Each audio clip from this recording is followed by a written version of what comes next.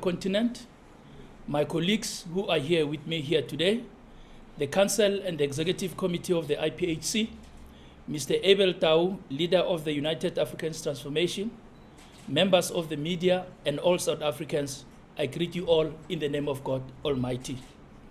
To the members of the media who are present with us here this morning, welcome to the Administration Center and Head Office of the Iphc. This is a joint media briefing by the Iphc and the United Africans Transformation, UAT, to clear the air and clarify the Church's position in response to media reports linking the Church to the formation of AUT. The International Pentecost Holiness Church, congregating at Jerusalem, under the spiritual leadership of His Grace successor M.G. Sandlana, followed with interest recent news coverage by various media outlets, including social media, particularly accusing the Church of being involved in the formation of a new political party, the United Africans Transformation, led by Mr. Abel Tau, former Action SA of Tshwane, chairperson, also former acting mayor of the city of Tshwane. The content of the said media reports, particularly in City Press newspaper, were filled with misconception and falsehood, insofar as the issue of the Church having established a political party or approached Mr. Abel Tau to establish a political party is concerned. Mr. Abel Tau, who we are informed is the leader of the United Africans Transformation, is here with us. For the sake of transparency and openness, to respond to this allegation in our presence and to express his remarks insofar as this issue is concerned. Suffice to say that the International Pentecost Holiness Church, congregating at Jerusalem, has been collaborating since 2019 with MS Foundation to address the scourge of poverty and unemployment across the length and breadth of South Africa and our neighboring countries. This was pursued through a charitable cause and program called Tau Project. These unfortunate news reports emerged on the back of this grand community charitable cause, which Mr. Tau will elucidate further. I think at this point I should also talk about this name, Tau. It is common knowledge amongst many that we refer to our spiritual leader as Tau. That's the real Tau. And there's a deeper meaning to this name than it just appears in its three letters. And of course, with no offense to Mr. Abel Tau, this duality of namesakes, I think, gets the hell out of the real Tau's enemies. He leaves them confused and hitting the walls left, right, and center. And we'll explain later, or even Mr. Abel Tau will explain later why I'm saying this. What attracted Mr. Abel Tau and those that worked with him to Tau Project as they worked on their political assignment or project is not within our ambit to articulate, as the Church was not involved in that regard. He will explain their association and alignment with Tau Project. That association does not, by any stretch of imagination or implication, mean that the Church has directly taken a decision to establish a political party, even though that consideration on its own would not be illegal or unethical if it was real. The Church has in the past collaborated with different political formations and their respective leaders, which represent diverse South African communities. At this stage, we are avoiding having to mention and list the long list of political leaders and parties we have supported and worked with. As a politician, perhaps Abel will stretch it in that regard. Further, we have noted with concern that this alleged association of the church with UAT has been embraced and adopted on record repeatedly by those perpetuating factional agendas, attempting to spread this narrative and linking it to the IPHC's leadership succession battle, which is before courts. We wish to state categorically and unambiguously that the official council and the executive committee of the IPHC, not any committee of any faction or not any faction. As we have said it before, we know what we are talking about. We are the IPHC. This is evident even in court papers. In less than 11 days, the trial will start. And you should check as the members of the media who is IPHC in those court papers, and those who claim to be IPHC, and who are they in those court papers. So therefore, the IPHC Council and Executive Committee took no resolution or decision to the effect of establishing a political party. That is where we are sitting here today with you, and that is the IPHC. The reports that there is a court-appointed EXCO that is supposed to take decisions other than the one residing within the Jerusalem organizational structures is a blue lie. Those who think any decision of the IPHC must be taken by some group of people sitting at some corner purporting to be the EXCO of the IPHC are seriously hallucinating, and such EXCO is a figment of their imagination. We do not want to sound like a broken record, as we have complained several times in the past about the shenanigans playing out and gunning for our spiritual leader's head.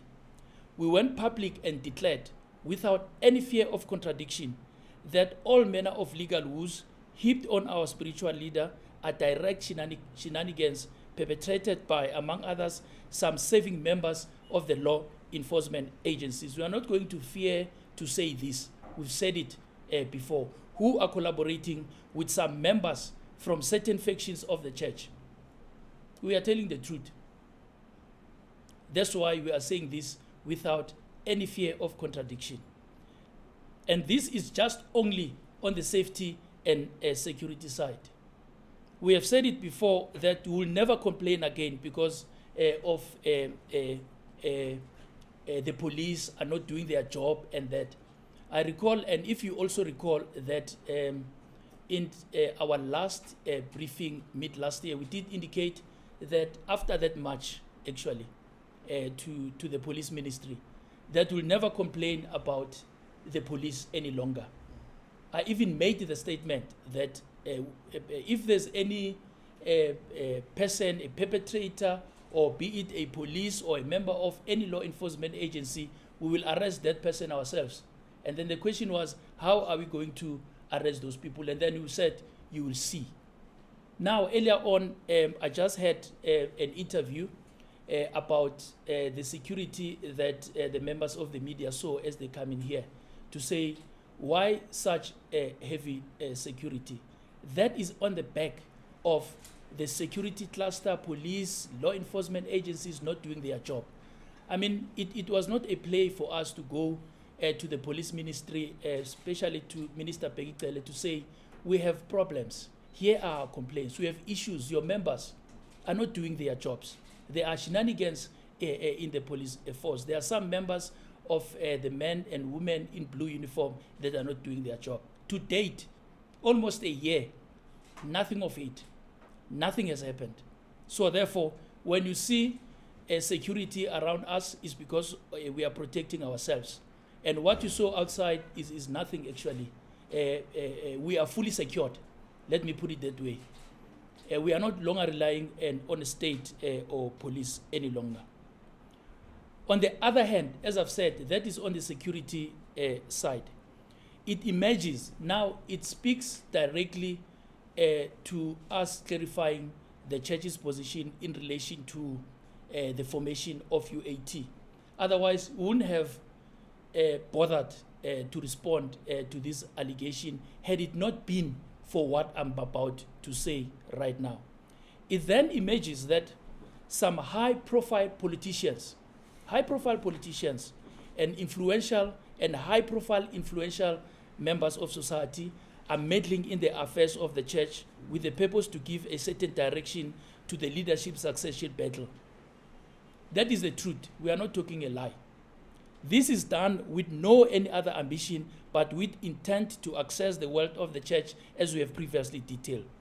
It becomes a legitimate concern to us as the church, especially when these allegations are laid to a spiritual leader, that now, when these spurious allegations and falsehood are directed at our spiritual leader as a tool to attack, silence, intimidate, and seek to imprison him by these high profile politicians and influential members of society. This has been bothering the members of the church really.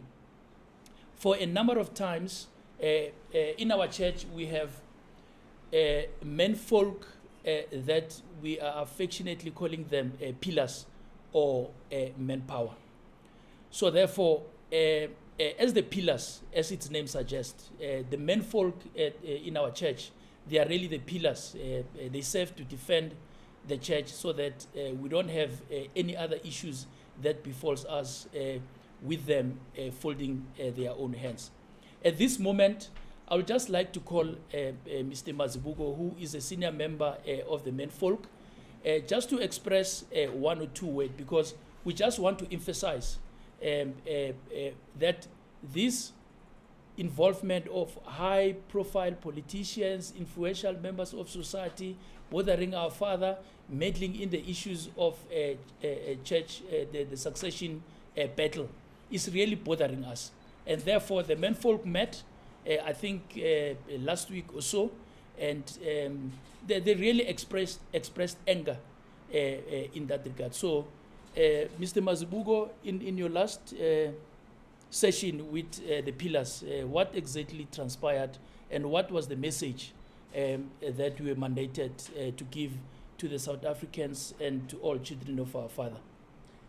Empeleni izolo sidibene nabo baba sakhuluma nabo baba ngendaba yobaba wethu womoya.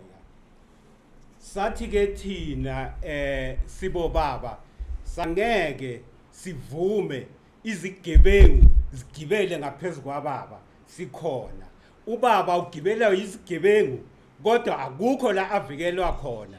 Manje thina sithethe isinqumo sithi sovuka injebovu sizawungena ePitori sihlanganise ibe incane siyofana nezinyosi mazithathelwe inkosi yazo uma zilwa azifuna umuntu ngaphambi kwazo noba zitinyela uyongena emanzini zikulinde ngaphezulu ithi baphamisa inhloko zikutinyele uze uphelele phakathi kwamanzi ziqhubeke zifuna inkosi yazo ngoba thina lana kulombuso lona siyolwa kuze kube kuvele lokhu abafuna kwenza kubaba sizwile ukuthi kufuna kwenzekani ngobaba kodwa lokho angeke sakuvumela siyolwa sibo baba silwe ebusuku silwe emini ngoba lo mbuso lona thina sibo baba sizawulwela asikuyi kusaba lutho. No, thank you, Mr. Mazibu. I think let's leave it at that. So this shows the anger and the concerns that we have as the church, especially on the meddling side of things. We don't bother about other things, but when therefore the succession leadership battle is used for other intents or purposes, and therefore for them to achieve that, then they gun against our father, that is not going to be allowed by our church members. In conclusion, the Iphc leadership succession trial starts on the 13th of February this year. That is just less than 11 days from today. We want to state it on record before you that we are ready. As I've said, we are the Iphc. The court papers clearly stipulates that we are the IPHC. And then there's this propaganda that there are three people fighting for the leadership of the church. I'm not going to get into the detail because those matters are sub judice, but we can tell you that our spiritual leader, the Lion King of Judah, his successor, his great successor, M.G. Sandlan, is not contesting for leadership. He's not. And in court papers, he is not an applicant. He is not an applicant. He was cited as a defendant. He's not contesting for leadership. So those who are contesting for leadership, they should in actual fact be ululating as we speak because the time has arrived. The court has set aside full 3 weeks for this matter to be heard. To this effect, amidst the meddling in the church affairs by these some high-profile politicians, as we have stated, we are placing our hopes on the judiciary, notwithstanding the widespread remarks and allegations made by various sectors in society that the judiciary is captured. We strongly oppose the treatment of the judiciary with such contempt. We are opposed to all attempts to cast aspersion on judges and the courts with no valid grounds and tangible evidence.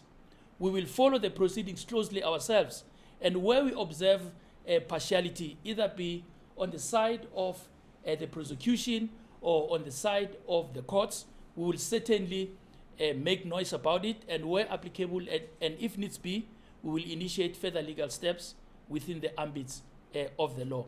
Be that as it may, we invite you as the media.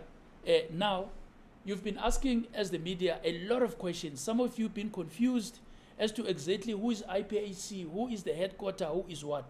Now the time has arrived for you to report the right thing, for you to know and understand the issues of where they started.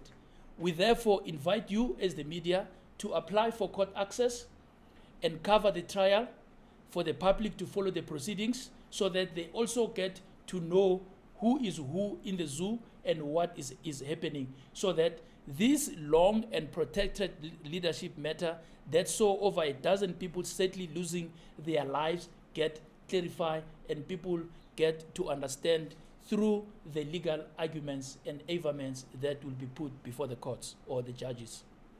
So it is going to be an important trial to follow, perhaps even setting precedents among churches in South Africa. Let the members of society the world over come, view, and watch what is now commonly known as the leadership succession battle of the IPHC. At this stage, I hand over to Mr. Abel Tau, the leader of the United Africans Transformation, to make his remarks, as this is a joint briefing, as I indicated earlier. We will then take questions, if any, after his remarks. Over to you, Mr. Tau. I thank you in the name of God Almighty. Thank you very much, Priest Ndala, for the opportunity. Before I continue with my remarks, let me acknowledge and appreciate His Grace, the leader of IPHC Jerusalem, as well as members of the church. Good morning, South Africa, and good morning, members of the media. Today marks 2 weeks and 1 day since the announcement of the formation of my political party, UAT, the United Africans Transformation, and I find it interesting that this new baby has attracted the kind of attention it has, that it necessitated this joint press briefing with the church today. I want to thank the church for taking the initiative for this joint briefing, and the leadership of the church, especially the church council, for seeing it fit that we meet in a manner that we have to clarify and demystify a number of things which are widely reported in the media. It is, however, not my place to speculate as to why this is the case. Now, first and foremost, I want to state categorically that I'm the leader of UAT and the founder of the organization. It is not an organization founded by the church or by any means directly because of a decision by the church one way or the other. I think that's very important. Now, interestingly, there are areas where there are similarities between UAT and church figures which make it easy for people for nefarious reasons to draw these parallels, which are in fact inaccurate. One, my surname is Tau. That's who I am. I'm Abel Tau. And coincidentally, His Grace, the leader of the church, is also referred to as Tau. And therefore, it becomes very easy for people to use that as a means to say he is actually behind the formation of the UAT. A lot of people have pointed out, albeit humorously, that UAT is Tau spelled in reverse. So I was laughing at someone who said that when you stand in front of a mirror, the party's name reads Tau. But that's as far as these parallels go. Other than that, it is our relationship with Tau Project. As stated by Priest Ndala, Tau Project has collaborated with the church since 2019 and continues to do so. The collaboration between the church stems from MS Foundation, led by His Grace MS Sandala. Now that the UAT, we've always observed the work of Tau Project and have been involved with them from time to time, stemming from the work that they are doing in communities. It is the relationship that has to do with the work of Tau Project, which feeds the underprivileged communities. They dress kids in schools where they are impoverished and they don't have uniform. We've seen them build houses, they've drilled boreholes where communities have not had water. And really, there's a lot of good work that Tau Project has done. And for that reason, we have seen that as UAT, we could come closer to them and help assist in communities where these issues find themselves. I found that the work that they do is interesting, but we all know that it's not enough. What we need to do is fix government and governance in this country so that not as many people rely on handouts and such intervention, such as the work that is being done by Tau Project. But we instead find ourselves in a situation where more and more South Africans can fend for themselves. And that's what we need. We need a South Africa where more and more South Africans can actually fend for themselves and they don't rely on projects such as Tau Project, which inevitably will continue to do the work it does for as long as there is a need. But I think governance and government needs to be corrected, and that's where we come in as UAT, which is what South Africans have been asking for. South Africans have been saying to us, we just want an opportunity to do things for ourselves. From that perspective, as well as the type of challenges that I've personally had with my previous party, and for which I wish to share with the members of the media even before I go to court on trial, that still maintain that my woes are politically motivated, and it is unfortunate that politics have gone this far. I will share with you, members of the media, an audio clip, which is a conversation I've had with a man called Mr. Bafana Mtimkulu, who is acting as a head of security and intelligence. You will always see this man around Herman Mashaba, where Herman Mashaba is. It is startling what you will find revealed in that audio clip, and that is why I believe that my relationship with that party is irreversible and cannot be salvaged. It is shocking and startling. There'll be a series of these conversations that I will be releasing to the media that clearly depict a political conspiracy against the person of Abel Tau in that party. And it is for that reason I've come to a conclusion that my relationship with that party has deteriorated to a point of no return, and therefore I needed to move on, and move on I did. Looking around, I realized that South Africans are yearning for an organization that can truly commit to turning their lot around.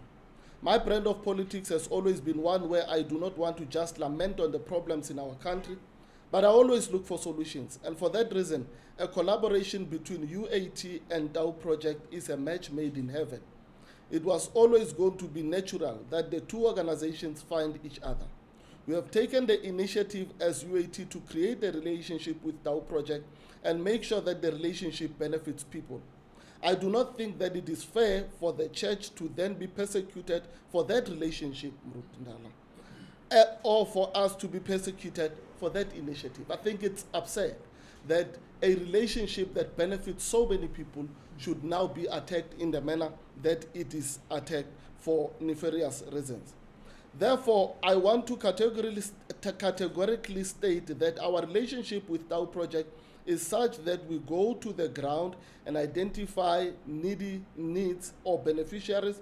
We come back to Tau Project for assistance where they can, and they assist us. And equally, when they have identified needs on the ground, they invite us so that we are part of the work that they do, but also that we take the issues from the ground. Why? Because the kind of model that they have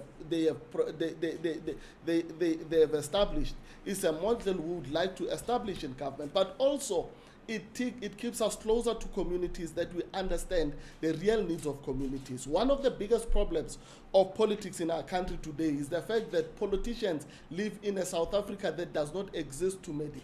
They live in high walls with high security.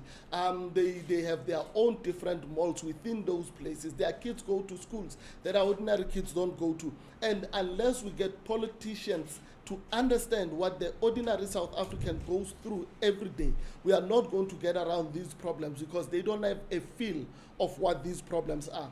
And that is why, after 2024, the conversations that will be had where the decisions are made will be ones that benefit the ordinary man in the street and turn their lives around. For us, it is about intervening in the short term to demonstrate value and let people know that we are keen on solving some of the social issues that they are facing. And where possible, we will do something now in the short term. And this is what this relationship is about. It's about intervening in the short term, because these problems are there now. People are starving, going for days. I mean, the other day we handed out food parcels in a community where somebody went up to one of our members and said, "I've been without food for 3 days. Thank God you guys came through today. We will have a meal." That is the reality of some people out there. But the message has always been clear, that in 2024, there is an organization that people should consider voting for, and that is UAT. We have already started intervening in issues that people are facing now. And the parallel drawn between UAT and the church is absurd, and in that, throughout the time I've known the church, many political leaders have visited the church and received prayers from His grace, and have had links in one way or another with the church. From Nelson Mandela all the way to Jacob Zuma, we've always seen them come to the church for one reason or another. And the church has always played a role where it becomes like a parent figure to all political formations, which is still the case even now. There is no reason why it should be any different with us. Equally, there has always been several relationships between churches and political organizations, and we have never seen the inference made by the political parties like it has now. We have seen Imigidi now with the Shembe Church, as Godwin with King Misuzulu, and the heavy involvement of the IFP. No one had said the IFP is the extension of that church. There have never been allegations that they are an extension of the Shembe Church. I've had relationships myself with several churches. I have a good relationship with the Mamelodi Baptist Church, led by Dr. Tembeleni Gentile. No one accused us of our party being founded by the Baptist Convention. And by the way, he is the president of the Baptist Union of Southern Africa. And therefore, that parallel is not being drawn. Equally, the same way in my media address that I gave 2 weeks ago when I announced this party, I've commented about the support during my woes in the political space that I got from Bishop Mokwera of Ebenezer Baptist Church in Hammanskraal. The bishop was a pillar of strength in my life and my family, and when I was accused, and he really assisted me and prayed with me during the time. And for that reason, no one is equating the formation of this political organization to that church. Therefore, it is absurd that it would be equated with the formation of our organization should only be equated with the IPCC. The reality is, throughout my time as a politician and as a leader in the city of Tshwane, I've always had good relationships with churches and spiritual leaders because I've been personally raised in a church setup. I found it very natural that I would have relationships with churches and church leaders. So I hope today we are able to clarify and demystify our position as UAT in relation to the church. We have a relationship with Tau Project, which is an arm that does not work in collaboration with the church, and we are UAT, separate from the church. It is important to establish that so that we are not drawn into succession battles of the church, and that the church is not unfairly prejudiced as entering a political space because of this relationship. But over and above that, it is important because we draw members from all corners of society.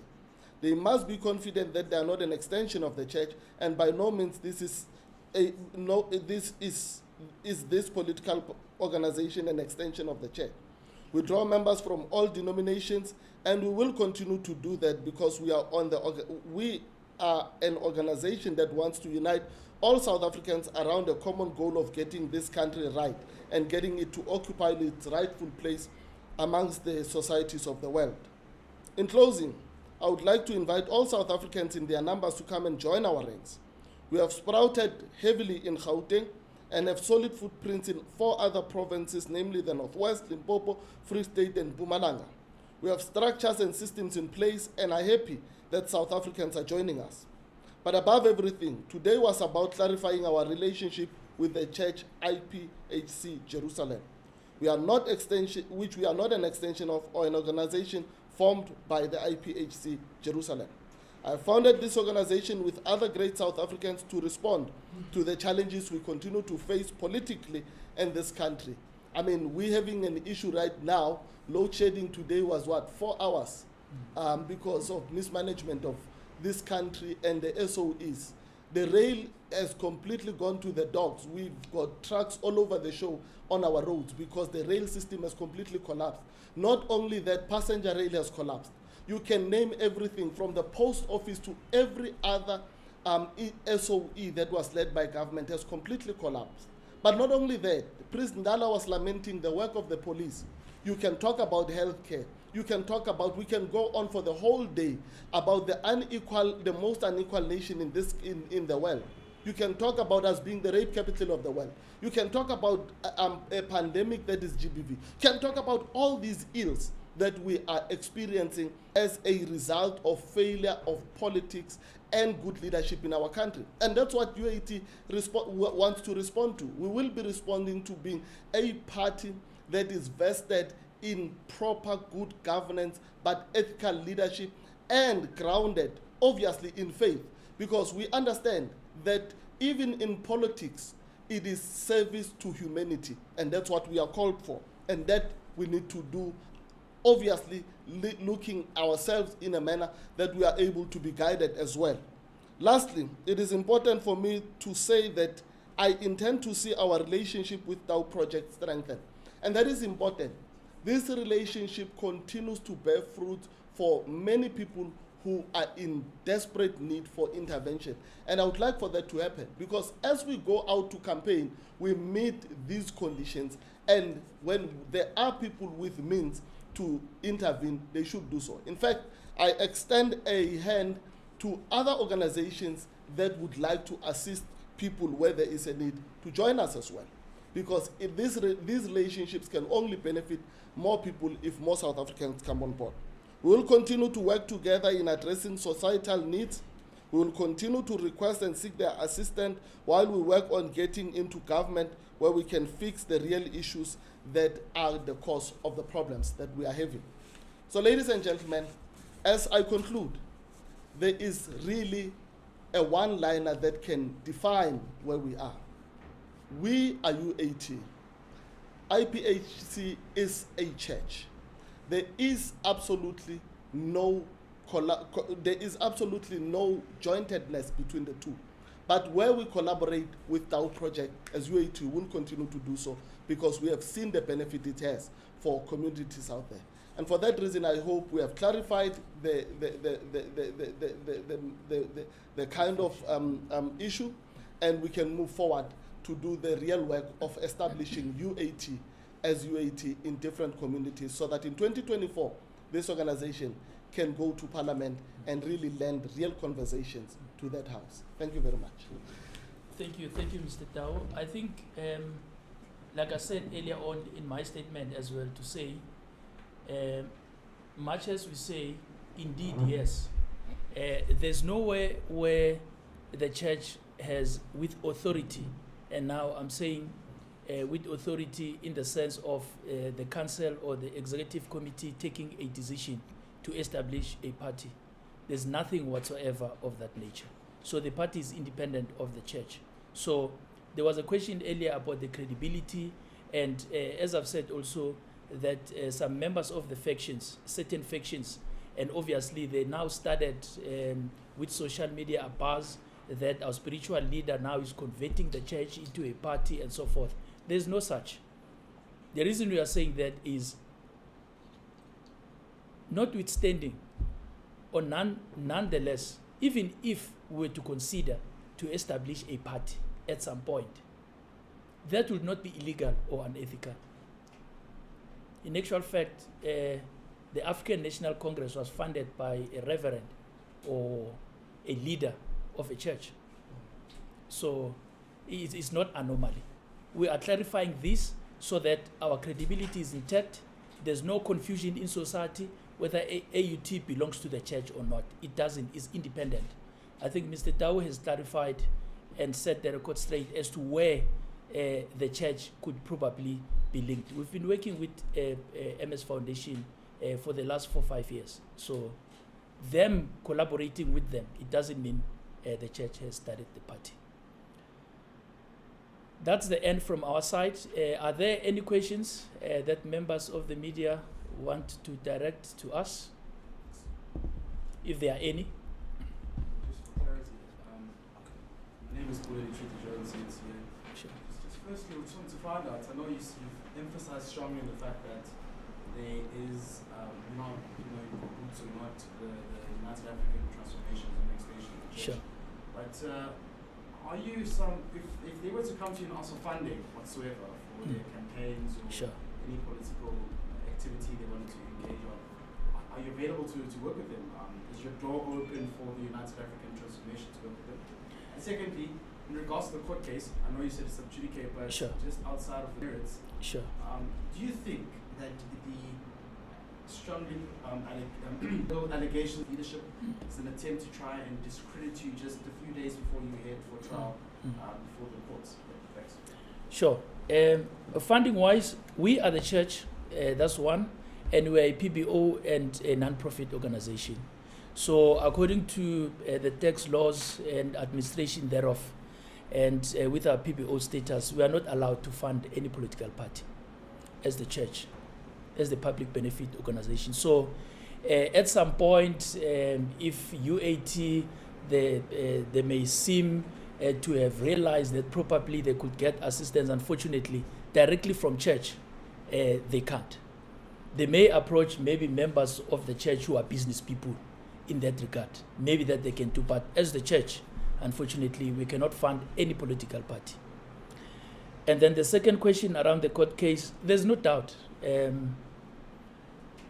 This case has been, the leadership succession battle, as it is now known, has been going on since 2016 February. And those who first went to court did nothing. The court invited them to provide evidence. They did nothing. So to them, the status quo, in other words, for this case not to go ahead, it benefits them. We said it in one of our media briefing to say it's really difficult, and it gets us worried that the people who claim to be the leaders are the ones who are stalling it. Why are they not the ones who are forging ahead? In actual fact, right now, as we speak, they should be excited. We are going to a trial where we will be declared leader of this church. In December, on the 5th of December, there was a media conference by one of the factions leveling allegations of all sorts against us. I mean, where they have been all along, with intangible evidence, with no evidence. In actual fact, the serious allegations made at that so-called briefing by the person who made them, I have personally sued the person. I want to state that in public. I sued the person for allegations he leveled, especially against me. So we are not going to allow a situation where allegations are made to frustrate us so that either we can withdraw or we can look the other way as the trial draws near. It is indeed true. They are doing all these things so that we get frustrated and we decide to pull out of this battle, so to speak. Have I answered you? Sure. Just Sure. two more, just for Sure. clarity's sake. Sure. I'm trying to get a sense, man. I know you've denied that United African Transformation is an extension Sure. of the church, but are you willing to support them in a sense that if they were to come to you for numbers and want to campaign in one of your church ceremonies, will you allow them? Because we've seen this, the parties such as the ATM, Sure. ACDP, and like you've rightly said, the African National Congress as well, amongst others. Will you allow them that space? That's one. And then two, you've also labeled to say that some police officials are, in inverted commas, rogue, and that they've tried to actually target you and your leadership as well of the church. Are you considering taking litigation against them, or perhaps maybe, I mean, you've handed over a memorandum that hasn't been responsive. Sure. But what is your next step in terms of holding them to account? That's fine. Thanks. Yeah, let me start with that. Actually, we've resort to gone the route of private prosecution. Yeah,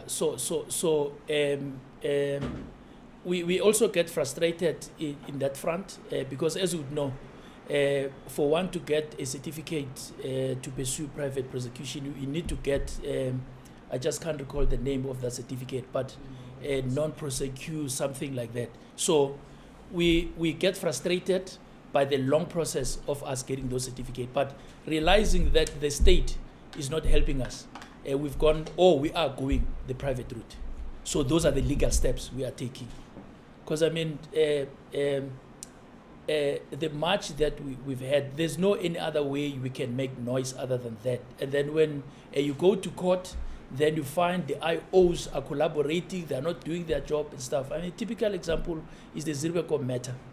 We've said it, people denied it, but the court saw it through. That there was no evidence linking those that were arrested as our members. So, to answer you directly, the legal action we are taking is going through private prosecution. And we have started with some cases in that regard.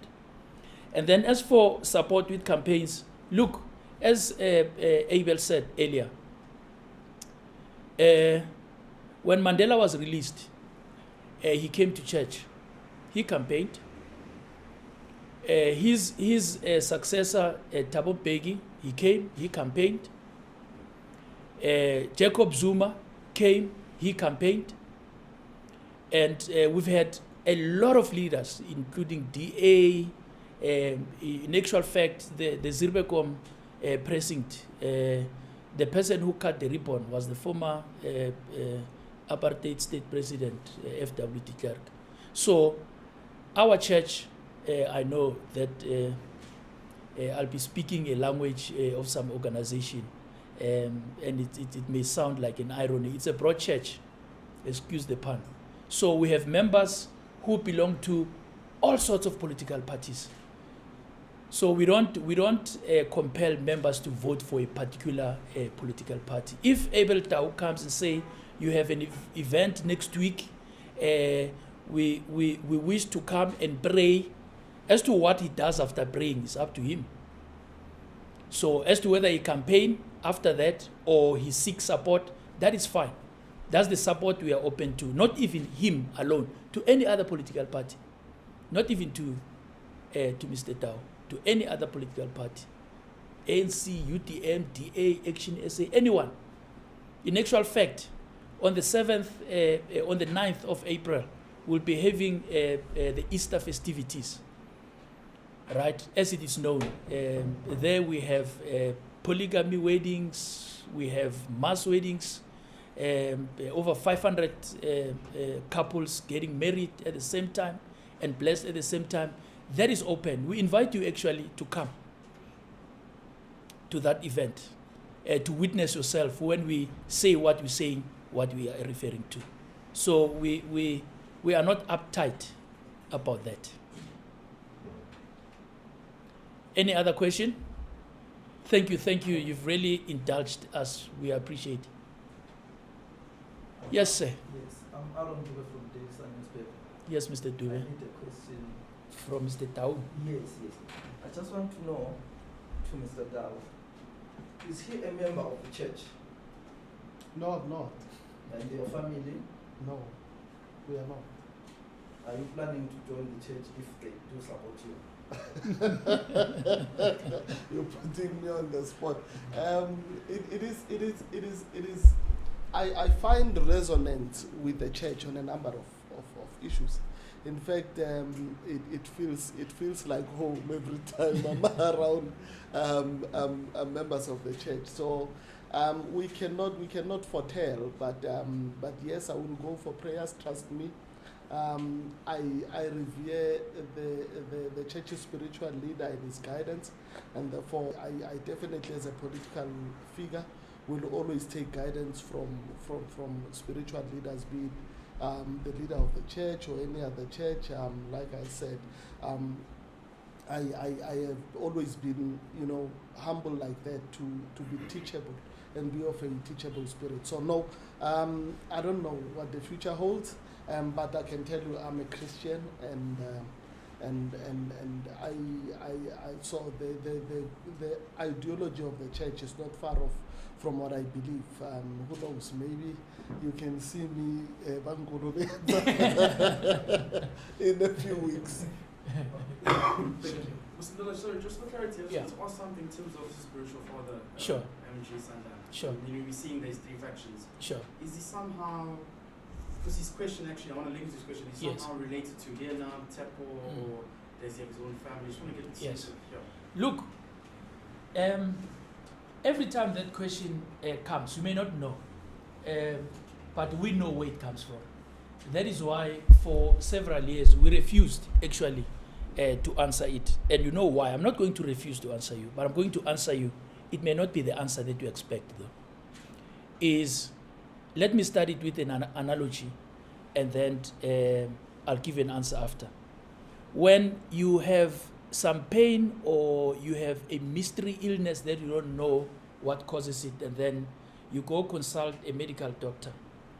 And when you get to his room or her room, and he or she diagnoses you and gives you prescription, and then you go and get your medication, and then you go home, and then you get healed after 3-4 days, without knowing the background of that doctor, without knowing. But the intent or the intention of you going there was to kill the pain, and you went there without knowing the background of the doctor, and your health is fine.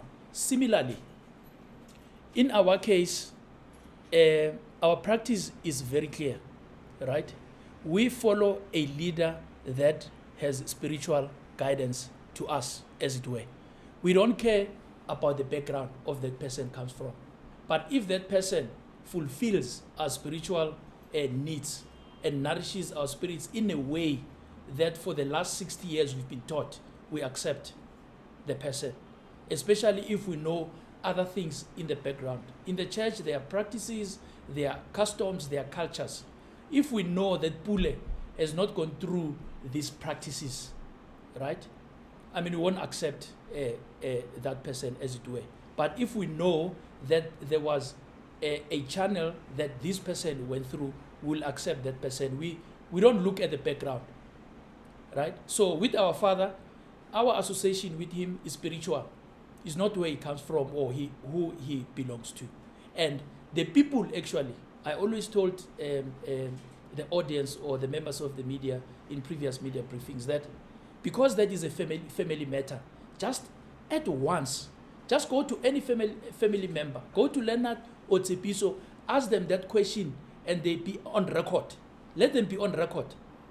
Don't rely on other members that belong to those factions asking or answering those questions. If you want to get the answer, go to family members and ask them, who is Mr. Sandler? Let them be on record.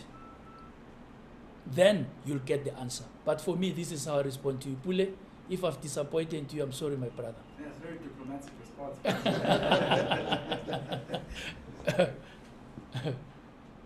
Any other question? No, any other question? Okay, thank you very much. We appreciate. Thank you very much. We always see familiar faces, and yeah, we really appreciate your support. And we are not saying write positive things about us, but if you see that we went off tangent, you are more than welcome We know that in politics they call you the members of the fourth estate. So you play a crucial role in society. So we accept that. But also be fair in your reporting as well. So the refreshments are served. If your next assignment is not urgent or you are not pressed with time, a refreshment are served on the other side, and you can help yourselves. Thank you very much. Thank you so much. Yeah. Sure. Oh, and by the way, I've shared my and yours too. Will share, Yeah, we'll share.